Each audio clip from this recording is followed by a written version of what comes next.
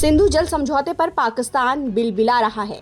पहलगाम आतंकी हमले के बाद भारत ने इस समझौते को अस्थायी रूप से निलंबित कर दिया है, जो दोनों देशों के बीच नदी के पानी का बंटवारा करती है। इसके बाद से पाकिस्तान के कई नेता एक के बाद एक गीदड़ भभकियां दे चुके हैं।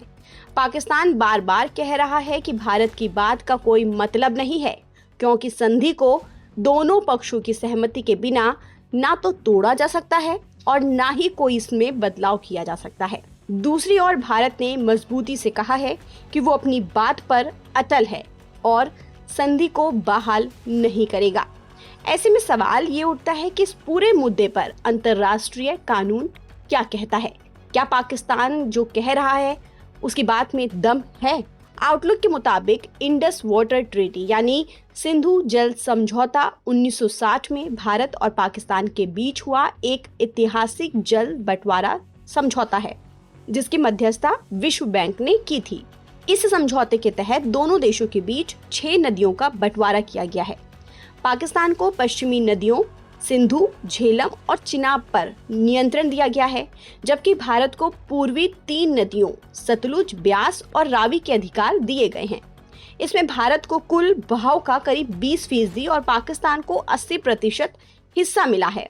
जियोपॉलिटिकल मॉनिटर के एक्सपर्ट्स के मुताबिक दस्तावेज में कहा गया है कि ये संधि तब तक लागू रहेगी जब तक कि इस उद्देश्य के लिए विधिवत रूप से मंजूर की गई किसी से इसको समाप्त न कर दिया जाए।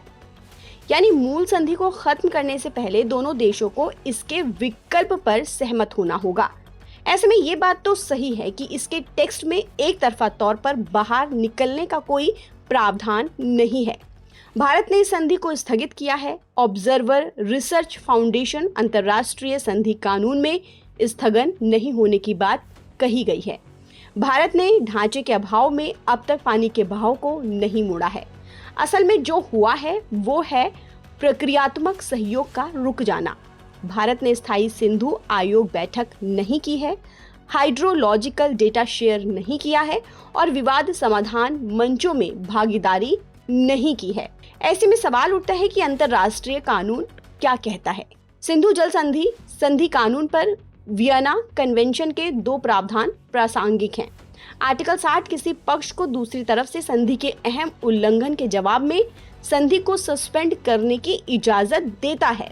वहीं आर्टिकल 62 तब संधि खत्म करने की इजाजत देता है जब हालात में कोई बुनियादी और अप्रत्याशित बदलाव हुआ हो जो संधि की मूल सहमति का आधार था, तो संधि को समाप्त करने या उससे हटने का तर्क दिया जा सकता है।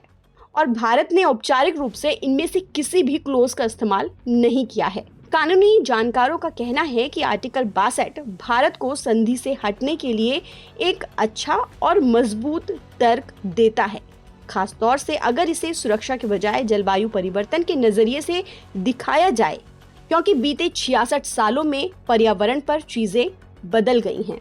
फिलहाल ये विवाद केवल जल बंटवारे का नहीं है, बल्कि अंतर्राष्ट्रीय कानून, कूटनीति और क्षेत्रीय सुरक्षा से जुड़ा एक अहम मुद्दा बन चुका है। ताज़ा अपडेट के लिए आप बने रहिए नवभारत टाइम्स के साथ।